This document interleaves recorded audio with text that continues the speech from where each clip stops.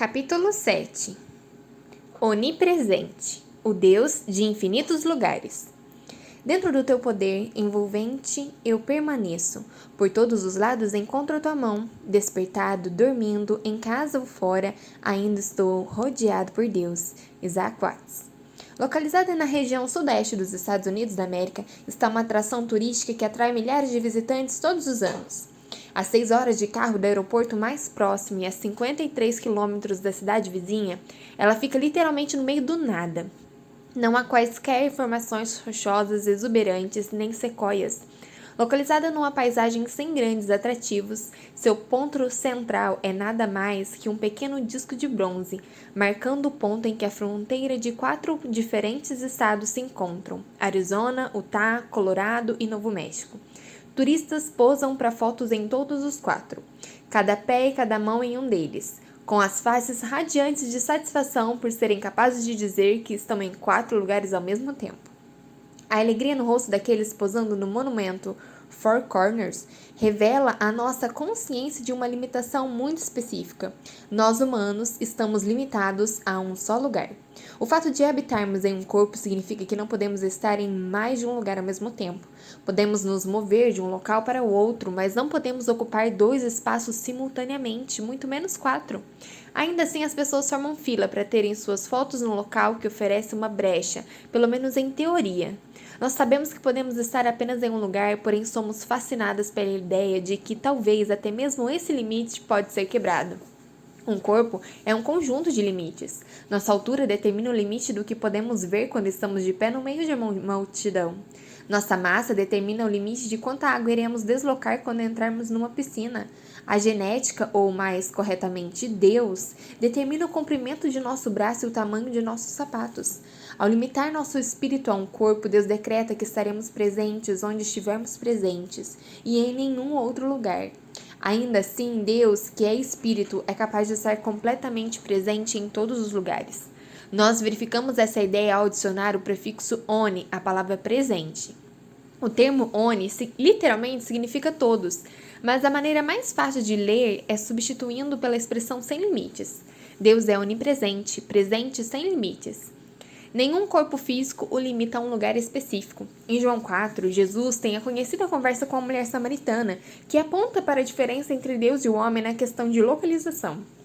A mulher diz a Jesus: nossos pais adoravam neste monte, o monte de Gerazim.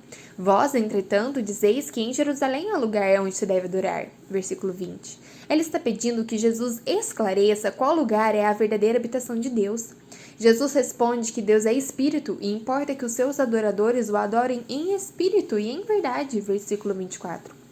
Deus, que não tem um corpo, não está preso a lugar algum. Ele está em todos os lugares e pode, portanto, ser adorado em qualquer deles. Jesus ecoa os pensamentos de seu ancestral, o rei Salomão, na dedicação do templo. Mas, de fato, habitaria Deus na terra? Eis que os céus e até o céu dos céus não podem contê-lo. Quanto menos esta casa que eu edifiquei. 1 Reis 8, 27. Deus, não restringido por um corpo, não está limitado a um lugar. Ele não é meramente grande, ele é incontível, capaz de estar presente em todos os lugares. Imanente e transcendente. Você se acha legal por ser capaz de contorcer seu corpo e assim tocar 4 estados ao mesmo tempo? Deus está presente em todos os lugares, o tempo todo. E não apenas isso, mas em todos os lugares em que ele está presente, ele está completamente presente. Ele não está engajado em um contorcionismo cósmico, tentando se esticar entre um número infinito de localidades. Ao invés de uma pequena parte dele ocupar cada lugar que ele habita, o todo de Deus está presente em todos os lugares, o tempo todo. E isso fica ainda mais difícil de entender. O todo de Deus está completamente presente em todos os lugares passados, presentes e futuros. Os teólogos chamam isso de imanência. Em palavras simples, não há lugar ou tempo em que Deus não esteja. No verão após meu 2º ano de faculdade, eu estudei na França. Eu mantive um diário como parte das minhas tarefas e também porque eu queria relembrar a viagem em detalhes. Escrevi sobre a Torre Eiffel, o Vale do Loire, o Anfiteatro de Arles. Várias décadas mais tarde, eu preciso desse diário para relembrar os detalhes da minha viagem. Deus, por sua vez, não mantém um diário de viagem. Deus não viaja, não precisa se lembrar de como é a Torre Eiffel, não precisa de alguém que descreva para ele, ele está lá. completamente presente. Ele está onde você está neste momento também, completamente presente. Ele está completamente presente, muito além do que o telescópio Hubble pode ver e em lugares muito menores que o mais potente microscópio pode revelar. Apesar disso, ele é distinto da criação que ele preenche. Os teólogos chamam isso de transcendência. Deus é completamente presente em sua criação, mas ele não é a sua criação. Os panteístas dizem que nós e toda a criação somos partes de Deus, pequenos pedaços da deidade. Os cristãos acreditam que nele vivemos e nos movemos e existimos, Atos 17, 28. Entretanto, nós somos nós e ele é ele. Se nós e toda a criação somos pequenos pedaços da deidade, então nós e toda a criação somos dignos de adoração. E o texto de Romanos 1 estaria completamente errado em nos condenar por fazer tal coisa. O Deus da Bíblia está em todas as coisas e ao redor de todas elas, mas ele é distinto delas.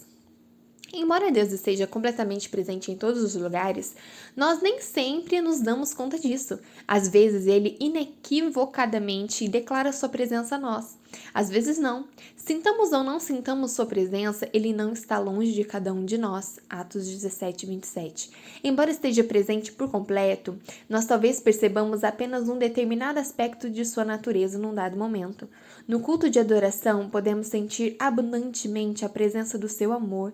Em um tempo de meditação em sua lei, podemos perceber abundantemente a presença da sua santidade. Mesmo no inferno, Deus está completamente presente, embora seus habitantes percebam apenas sua ira. Para o crente, a eternidade será um lugar onde experimentaremos a presença de Deus com a plenitude de nossa capacidade. Lá nós desfrutaremos dele como Emmanuel, Deus conosco, como apenas podemos desfrutar dele de forma limitada durante esta vida, cobiçando ser sem limites.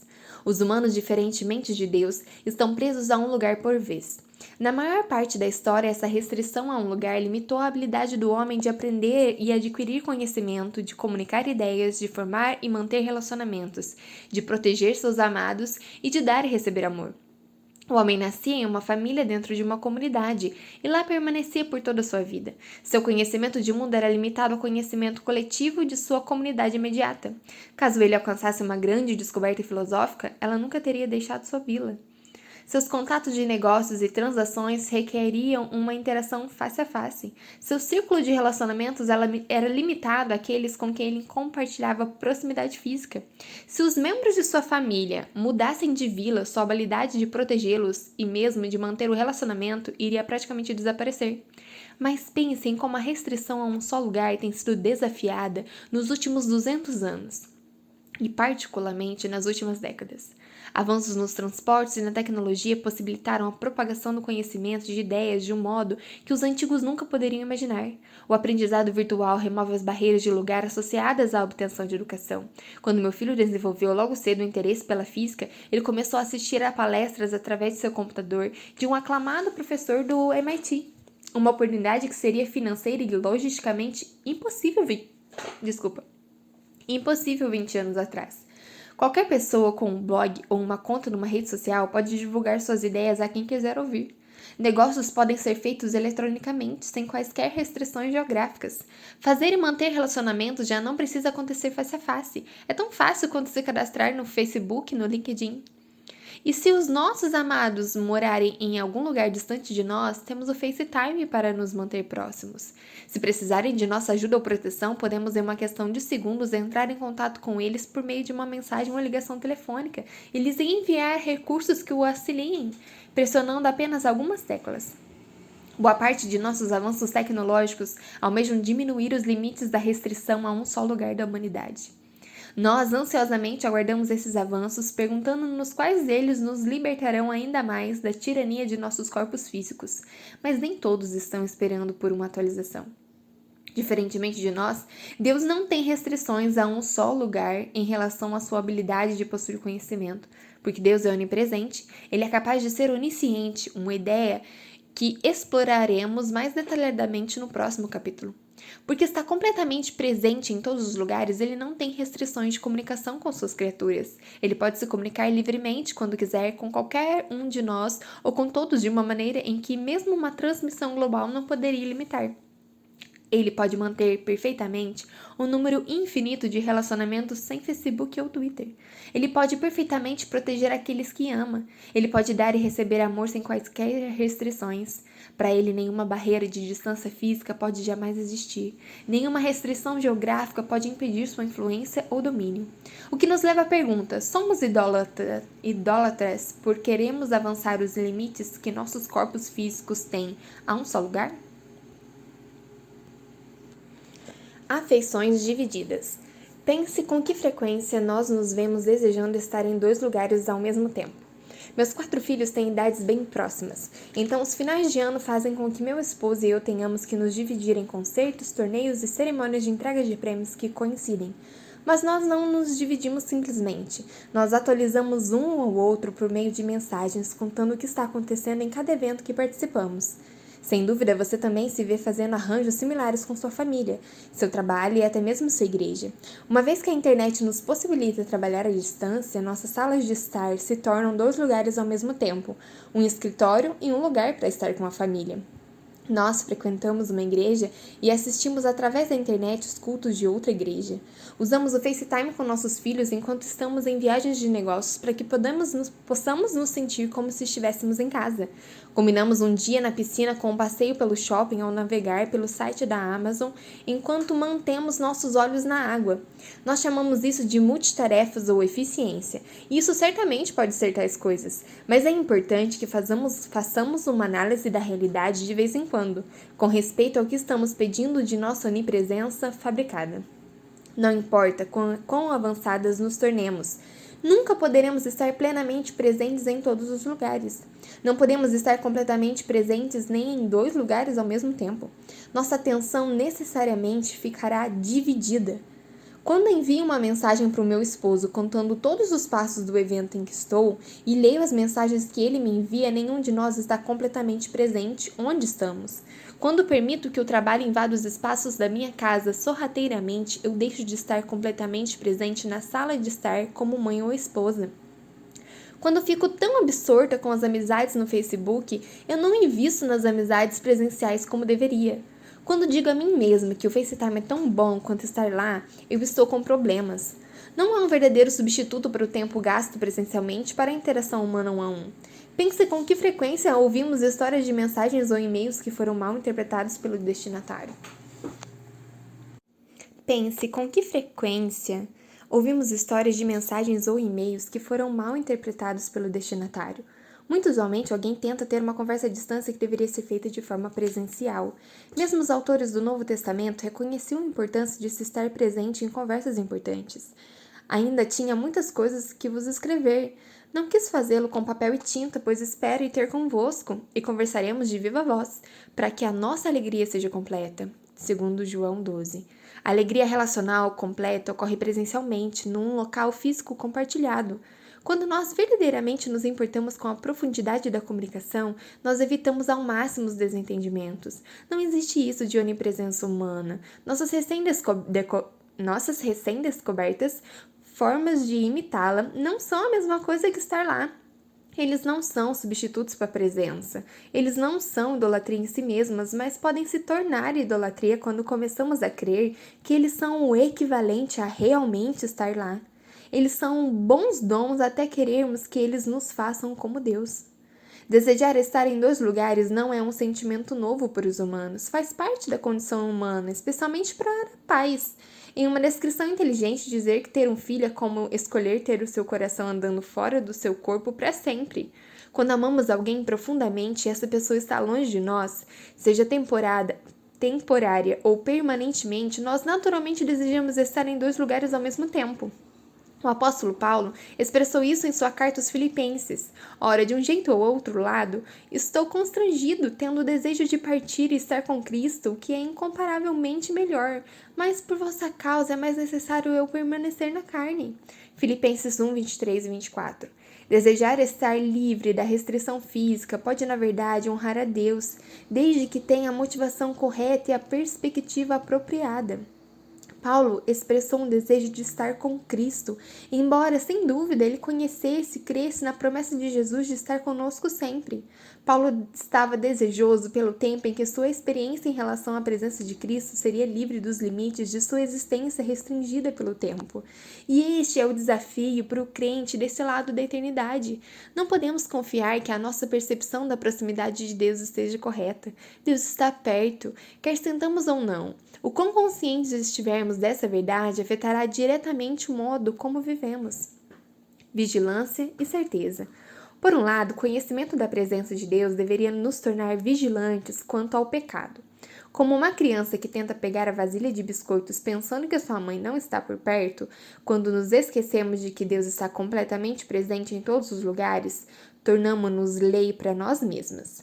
Dizemos a nós mesmas que ninguém está vendo, que não vamos ser surpreendidas, que não há consequências para o pecado que passa despercebido. Porém, nada que fazemos passa despercebido. Sou eu apenas um Deus de perto? Pergunta o Senhor. E não também um Deus de longe? Poderá alguém esconder-se sem que eu o veja? Pergunta o Senhor. Não sou eu aquele que enche os céus e a terra? Pergunta o Senhor. Jeremias 23, 23 e 24 da NVI. Nos últimos anos, nosso mundo tem se tornado cada vez mais repleto de câmeras.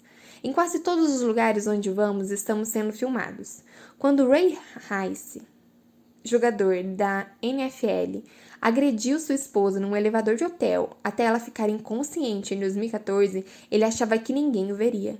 Mas a presença da câmera de vigilância fez com que suas ações fossem transmitidas a milhões de espectadores assim que a filmagem vazou.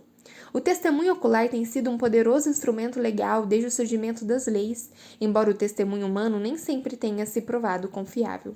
Entretanto, câmeras de vigilância não mentem. Eles ensinam uma lição sobre a onipresença a qualquer um que estiver prestando atenção. Embora os governos tenham que decidir os limites apropriados da privacidade dos cidadãos, nenhuma lei de privacidade existe entre o Criador e a criatura. Mais confiável que qualquer câmera é o testemunho ocular de um Deus onipresente. Por causa disso, cada pecado que cometemos é, primeiro e principalmente, um pecado contra Deus.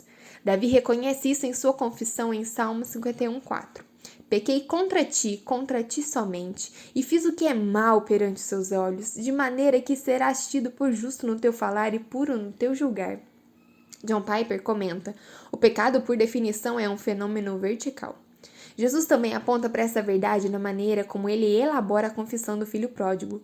Note a ordem das palavras do filho. Pai, pequei contra o céu e contra ti. Lucas 15:18 é da NVI. Se o pecado fosse meramente uma questão de ofender outras pessoas, se a confissão fosse meramente uma questão de buscar o perdão humano, a graça não seria maravilhosa. É a graça divina, livremente dada por um Deus que é testemunha do pecado que cometemos à sua vista, que ensina os nossos corações a temerem e a tremerem em correta reverência. O fato de ele ser testemunha de cada um dos nossos pecados e deficiências públicos e privados deveria nos inspirar à vigilância. Isso deveria produzir em nós confissão e arrependimento. O fato dele testemunhar nossos pensamentos invisíveis antes que eles se tornem ações, ou nossas palavras antes que elas sejam formadas em nossas línguas, deveria nos levar a pensar e a falar com cuidado. O fato de ele ver tudo e contra qualquer expectativa permanecer disposto a perdoar deveria despertar em nós gratidão do tipo mais profundo, um desejo de ser a mesma pessoa em público e a portas fechadas, uma pessoa que pensa, age e fala como alguém que teme ao Senhor, uma pessoa que entende que a presença ilimitada de Deus não deixa espaços para uma vida prática de ateísmo, professando que um Deus onipresente existe, mas vivendo como se ele não existisse.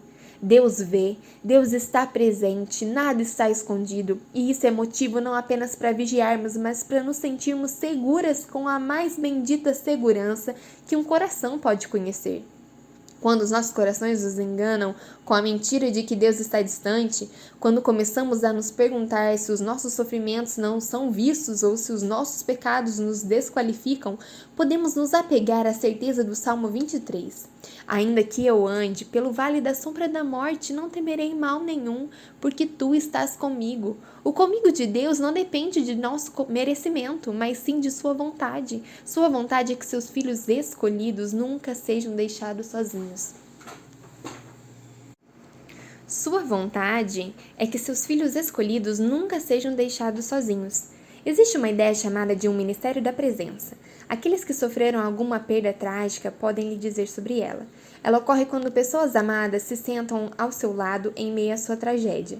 No momento em que nenhuma palavra, por melhor que seja, pode lhe oferecer consolo, quando nenhum alimento pode preencher o seu estômago ácido e quando nenhum arranjo de flores, gentilmente enviado, pode mascarar a dor do seu desespero, aquelas pessoas se sentam ao seu lado e lhe oferecem a silenciosa certeza da proximidade, o dom de estar perto. Elas vieram para ficar. Seu enorme e monstruoso sofrimento não as enche de terror ou repulsa. Mesmo se você as expulsar para longe, pedindo que vão embora, elas se recusariam para o bem de sua alma. Existe essa ideia chamada de Ministério da Presença, e Deus é perfeito nisso. O Senhor é quem vai adiante de ti. Ele será contigo, não te deixará, nem te desamparará. Não temas, nem te atemorizes, Deuteronômio 31:8. Quando a tragédia sobrevém, quer estejamos combatendo o pecado ou o sofrimento, nós nunca enfrentaremos esses inimigos sozinhas. Seu Espírito que nos cerca por trás e por diante também habita em nós. Ele está ao nosso redor e Ele está dentro de nós. Quão seguros estamos? Sua presença, certo, não é simplesmente um consolo no sofrimento e na aflição, ela é um consolo no tédio e na alegria também.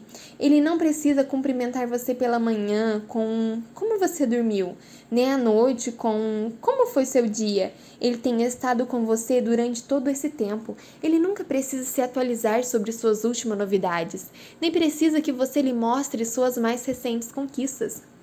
À medida que os meus filhos começam a deixar a nossa casa rumo à vida adulta, eu sinto um desejo de estar com todos os 4 aonde quer que forem. Parece tão estranho que eles estejam aprendendo novas ideias e experimentando a vida sem a minha presença para testemunhar cada momento. Eu sei que esse é o próximo passo natural, mas a separação ainda é uma perda.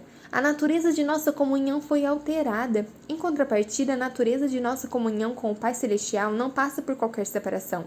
Ela certamente passará por alterações, mas apenas do menos para o mais. Nós podemos conhecer sua presença durante essa vida e podemos ser mais conscientes dela, mas nós iremos conhecê-la com muito mais clareza na eternidade. Senhor, apressa esse dia. Derrubando o mito da onipresença humana. No texto de Gênesis 28, vemos Jacó fugindo da casa de sua juventude para escapar do irmão a quem havia enganado. Sua vida até aquele ponto foi marcada por autopromoção, presunção e artimanhas. Deitando-se para dormir, ele teve uma visão do céu, com anjos subindo e descendo. Ele acorda e exclama: "Na verdade, o Senhor está neste lugar, e eu não sabia." Versículo 16. De fato, sua vida tinha demonstrado uma falta de reconhecimento do seu sempre presente Deus. Como Jacó, você e eu devemos viver como aqueles que reconhecem que o Senhor certamente está presente. Vivemos como aqueles despertados de um sonho, confiantes de que a qualquer lugar que formos, iluminado ou sombrio, próximo ou longe, assustador ou seguro, Deus está lá. Não podemos estar em mais de um lugar ao mesmo tempo. Quando buscamos a onipresença, acabamos por garantir que não estaremos completamente presentes em lugar algum, que ficaremos sobrecarregadas e que seremos pessoas de atenção, afeição, lealdade e esforços divididos. É melhor confiarmos que esses corpos que nos prendem a uma única localidade são bons limites dados por um bom Deus. É melhor nos maravilharmos com o fato de que, onde quer que estejamos, seu Espírito nos cerca e nos preenche. Cientes de que Ele testemunha tudo o que pensamos, falamos e fazemos, aprendemos a viver vigilantes. Cientes de que Ele enxerga seus filhos através da lente da graça, aprendemos a escolher a franca confissão ao invés de optar pelo disfarce fútil. Cientes de que não podemos fugir de sua presença, deixamos de correr e simplesmente descansamos. Podemos aprender a apreciar sua proximidade, nada de contorcionismo espiritual. Quando cremos que Ele está completamente presente em todos os lugares, nós somos finalmente livres para estarmos por completo presentes no lugar onde Ele nos colocou, face a face com aqueles que amamos, buscando face a face de Deus. Versículos para meditação: 1 Reis 8, 27, Salmos 139, do 7 ao 10, Isaías 66, 1, Jeremias 23, do 23 e 24, Atos 17, 27 e 28. Perguntas para reflexão. Número 1. Você se identifica mais com qual das formas que tentamos usar para imitar a onipresença?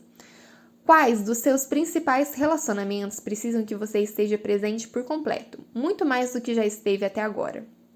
Número 2. Sentir-se distante de Deus é sempre um indicativo de que algo está errado com o seu relacionamento? Que fatores podem impedir que você se sinta perto de Deus mesmo intelectualmente sabendo que está? Número 3. Como a onipresença de Deus muda a forma como você pensa sobre seus pecados secretos e sobre o formato de uma confissão deve ter? Número 4. Como a onipresença de Deus a conforta pessoalmente. Como ela aumenta a sua admiração pela graça divina. Oração. Escreva uma oração ao Senhor confessando o seu desejo de estar em mais de um lugar ao mesmo tempo. Peça-lhe que a ajude a viver como alguém que é vista a cada momento por um Deus sempre presente. Agradeça-lhe pela certeza de que ele vê seus pensamentos, suas palavras e suas obras através da lente da graça. Louve-o porque não há lugar algum em que ele não esteja.